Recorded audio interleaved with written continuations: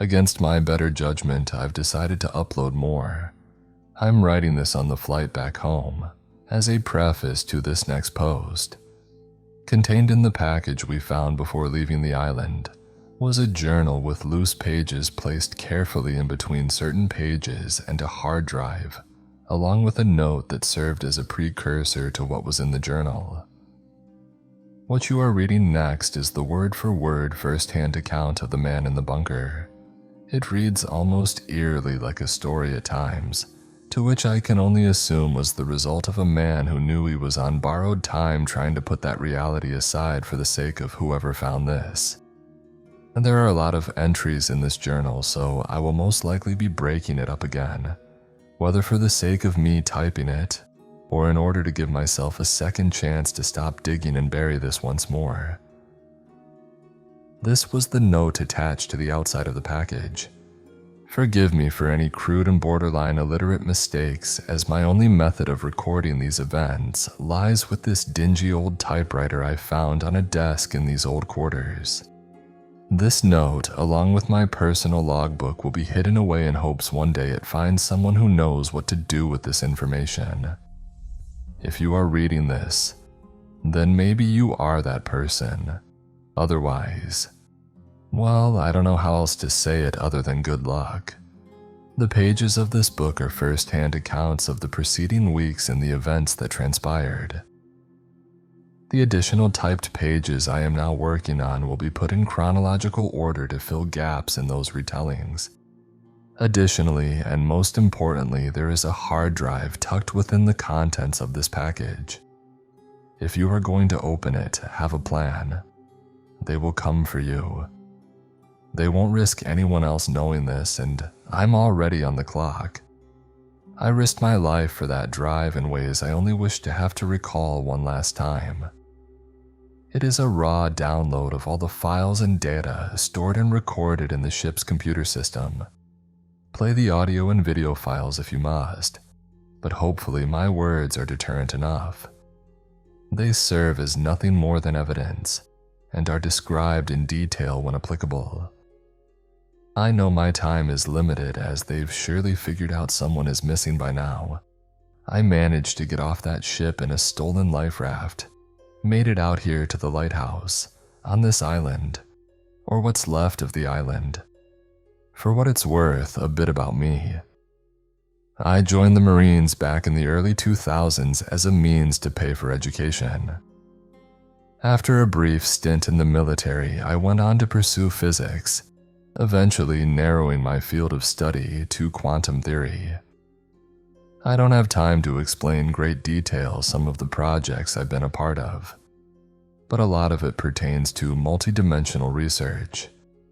Fast forward to 3 weeks ago, when I got a call from an old captain I had on my first deployment. It was very odd to hear from him, seeing as we hadn't kept in touch, but I remembered him nonetheless. He said he found my contact information through the school directory I'd been doing research at. I knew a temporary research assistant wouldn't have a page on their directory, but before I could question it, he asked if I had time to meet that evening. It was all very odd and fast, but I agreed. He cut the line immediately after, and a few hours later I was on my way to the diner we agreed upon. There was Captain Downs wearing a dark baseball cap tilted to cover his face, seated in a booth by the window. Before I could say anything, upon my sitting, he opened his jacket and pulled out a manila folder. He slid it towards me. SCI was stamped in bold red letters across the words on the folder. Project Triad. At the bottom in small text, the words Property of United States Government were underlined by the edge of the folder. I recalled SCI standing for Secret Compartmentalized Information, and is the government's highest clearance level, although I never was privy to anything at that level during my time in the military. I wouldn't be doing this if it wasn't urgent, he interrupted.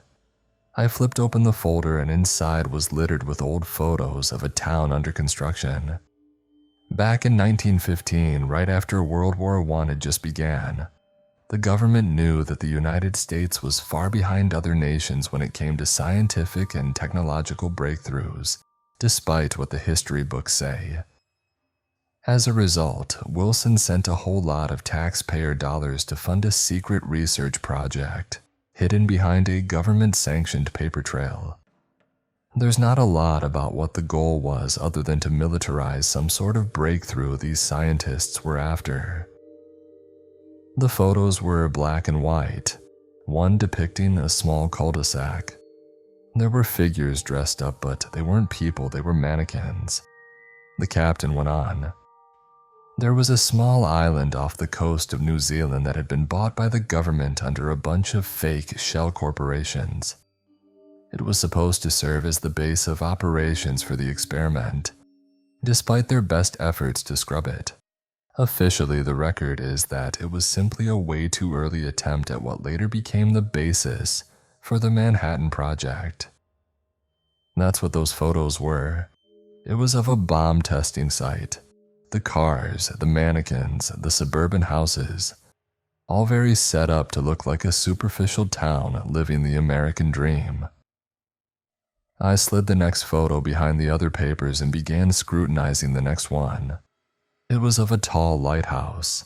It seemed very out of place considering it was just sitting on the near horizon behind the manufactured cul-de-sac. And unofficially, I asked. The captain stiffened a bit. There was some truth to the cover-up. At first they were aiming to make some sort of weapon. There's a few pages photocopied in there that explains more on it. I'm sure you'll understand more than I will. I found it. It was dated August 1st, 1915, and was formatted like a report. It was outlining a lot of theory and hypothesis along with rudimentary schematics. I only took a few classes that covered topics in nuclear physics during my studies, but from what I understood, the information was about how the project was indeed for a nuclear bomb. At the time, however, containing fusion and/or fission reactions was out of the question considering the given technologies. A group of scientists had theorized that they could harness enough energy from targeted and contained electromagnetic radiation as a means to initiate a detonation process. The big appeal was that it allowed for the device to be armed from safe distances, so long as the energy could be directed properly. There was a diagram that was sketched out which looked like a spotlight, only double-sided, with equations and part numbers labeled all over. Captain Downs started talking again as I looked over the document. So basically they put this device at the top of that lighthouse. The town was then built as a contained environment for testing. At first it was working great. The test records show success after success for over a year. They'd shine the beam from the lighthouse at the explosive device and it would activate. It was silent and basically untraceable. The implications of what they made became vast, and the scientists concluded that since the war was over, they couldn't let this project go any further. So what happened next? I asked with the curiosity of a child. They buried it literally, or at least tried, he responded. I was confused. There was a final test scheduled and it failed miserably. They initiated what was called Erosion Protocol. I pulled out a paper titled Erosion Protocol and Procedures for Site Shrapnel. Another post-war document photocopy. In summary, it said that the island was located on a fault line that ran alongside a deep ocean canyon. Before anyone stepped a foot on the island, shortly after the government purchased it, high-powered explosives were dug into the earth along the island, following the track of the fault line. Basically, if things went awry, the plan was to detonate the explosives and sink all the evidence of this project down to the bottom of the sea. And that's what happened. Now, the last part of the story is that the scientists actually completed the test. They planned to tamper with the device beforehand so it would seize up and fail beyond repair. Whatever they did had the reverse effect, and it harnessed levels of energy beyond what they could handle, and the machine started sending out bursts of energy. The bursts should have faded, but instead created what the reports refer to as dimensional ripples. So they sunk the whole town and all the facilities on the island related to that project. The only thing left is the old standing lighthouse and a few old scattered maintenance buildings or crew quarters from way back when it was in use. A few weeks ago, there's a file sitting on my desk on the base when I get into work in the morning. That file, he pointed at the folder in my hands. Threshold Reconnaissance Investigation Assessment and Dissolution, Project Triad. A few days ago, a private ocean research company, Maritime X, had a vessel out near the island conducting sonar scans for seabed mapping.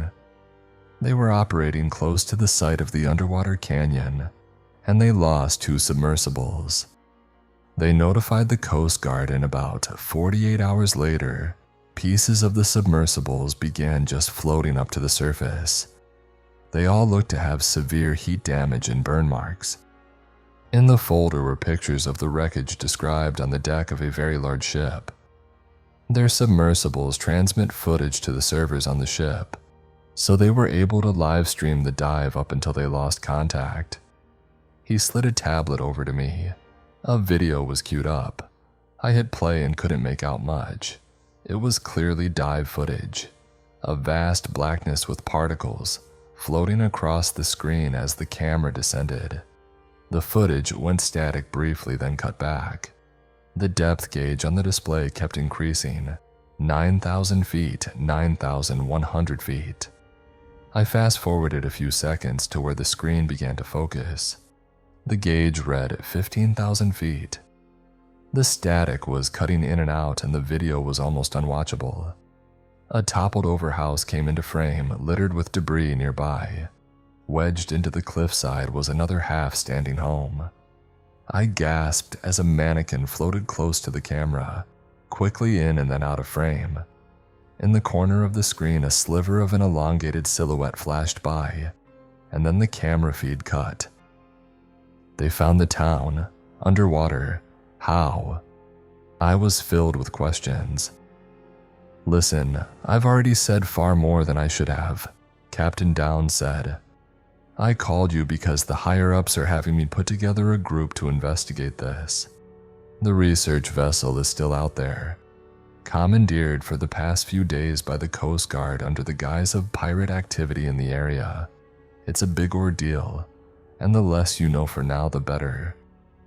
All you need to know is that you'll be in charge of the project's research efforts, and aid in any other capacity I might need a number 2 for. There's a reason I called you. The first and most important is that whatever we find, if substantial, is part of an already big cover-up, and my guess is it will continue. You're my fail-safe. If this goes south, the world needs to know about what's going on. Next one is pretty simple. You and I had each other's backs when it mattered during those life or death situations overseas. I flinched. I try hard not to think about my first tour. That's a kind of trust that doesn't break, he said almost reassuringly. Plus, I don't think the paycheck is all that bad. He typed something into his phone and I got a direct deposit notification that was well over the entire amount of my savings thus far. I wish it hadn't at the time, but that was more than enough to convince me. I'm going to end the post here. I was going to go into the first journal entry, but after writing down everything and looking back over it, well, it's a lot. I'll post once our plane lands back in the United States and I'm back home. Jack and I agreed to meet later tomorrow after getting a good night's rest. It took a lot to convince him, and I'm going to use the last hour of this flight to continue to do so. I was definitely followed home from the airport. I was tailed very obviously, like whoever was following me wanted it known. The car sat parked on my block overnight. It's only just left, and that's why I began getting this next post ready. I didn't go investigate further, I just locked my doors and windows. Jack and I are meeting up later today, but honestly, it may be smart not to if someone is following me. I was too scared to mention it over the phone, so I'll confer with him when I can. Until then, here is the first few journal entries as promised. February 18th, 2025. I met Captain Downs early this morning. We were going to be flying to a small military base in New Zealand where we'd be taken to the research vessel offshore. The trip was uneventful for the most part. As for our operation, I was briefed before we made our way over to the helipad. It was next to a small, nondescript building about 45 minutes off-road from a town just outside the city. I was brought into a room with 6 other people. Myself, Captain Downs, 2 broad-shouldered men who introduced themselves as Ray and Dan, a shorter woman named Jen who gave me an endearing smile but carried herself like that of a leader, and a skinny young man who came over and shook my hand, carrying a nervous energy while stumbling over his own name, James. We were all standing around for maybe 5 minutes before the door to the room swung open. In walked an older, silver-haired man wearing a military uniform adorned with more ribbons and accolades than I had ever seen before. I recognized the 4 stars as those of a high-ranking general. Downs, Ray, and Jen all stood at attention and saluted him when he walked in. I had spent so much time out of the military at this point that it was no longer instinct, but I followed suit with the others after a momentary delay. "At ease," the man said in a commanding voice without breaking stride. He flipped a light switch and a projector screen slowly rolled down from the ceiling. "You've all been chosen to be here by Captain Downs for a special operation you've all been briefly informed of. Because some of you are civilian, and those former and currently enlisted don't have the official clearances for what you're about to be shown. None of this is on the books. I've figured as much already. You'll be divided into 2 teams, on-site and topside. You've all been given parceled information based on your specific directives. As far as what we know," the man clicked a button on a remote and an image of a sonar scan popped up. It was a mapped section of seabed littered with out-of-place structures. "We're investigating large electromagnetic field anomalies associated with a sunken pre-war weapons testing site. I will not be answering questions regarding the background of the location. The environment is hostile and unforgiving, which is why these are the best divers the Navy has to offer." Dan, Ray, and Jen both stood there and nodded once quietly, exhibiting a reassuring confidence in themselves. The general clicked ahead to another screen. This time, underwater footage that was formatted differently than the one Captain showed me in the diner. It was clearer and had no static interruptions. The depth gauge and display information was also different, more detailed. There were temperature, pressure, and salinity readings, as well as a miniature radar on the bottom left corner. As the depth changed, darkness enveloped the forward-facing flashlight beam more and more.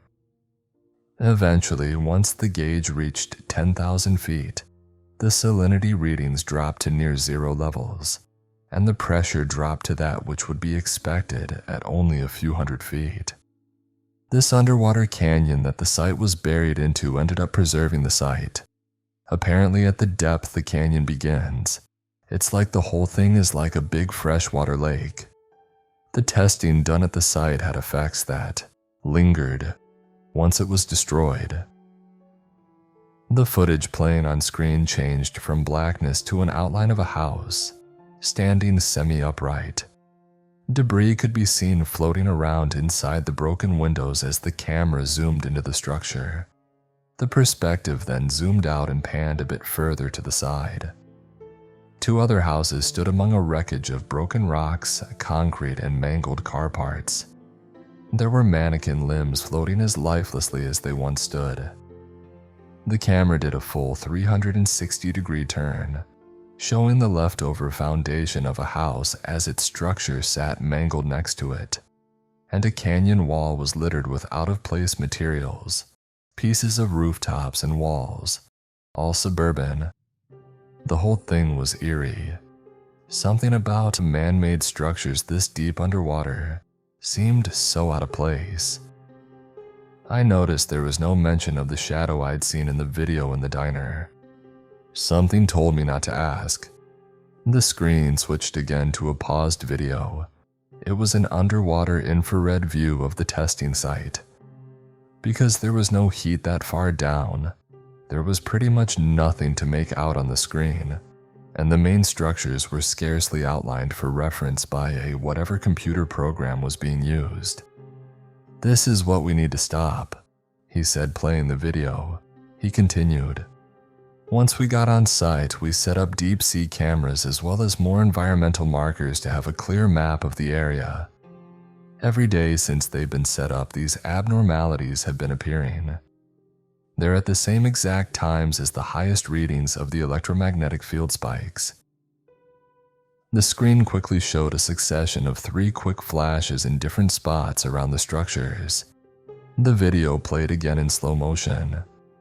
The flashes appeared fast and then disappeared, only lasting for a second longer than before.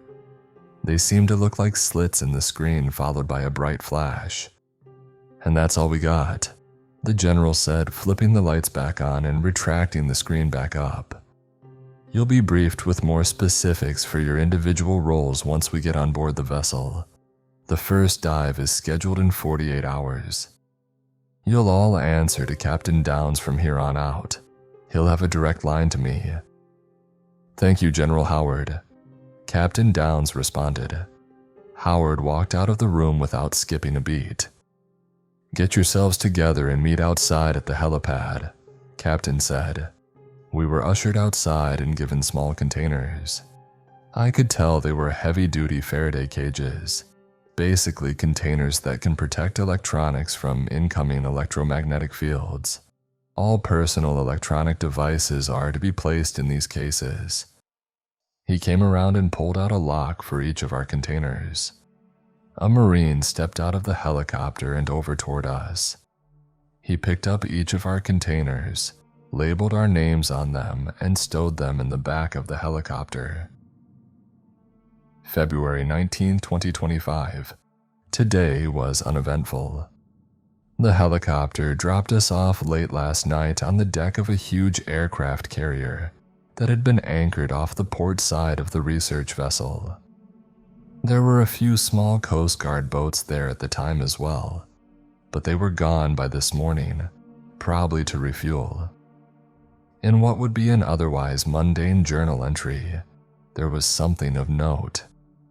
Once we were transported from the carrier to the research vessel, we were escorted around the ship.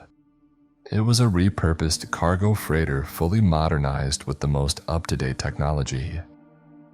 We were introduced to the workers from Maritime X as well, who seemed to all be guarded.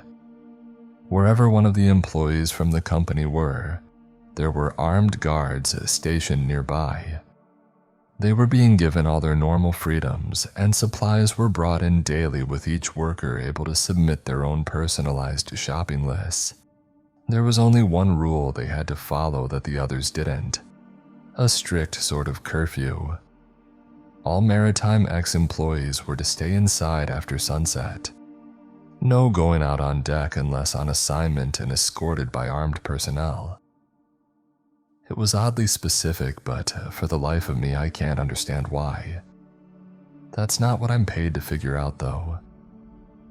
If there's one thing I've told myself based on how Captain Downs was in the diner that night, it's to keep my head down and stay in my lane. Alright, I'm going to stop the journal entries here for now because Jack called me saying he had something urgent to tell me.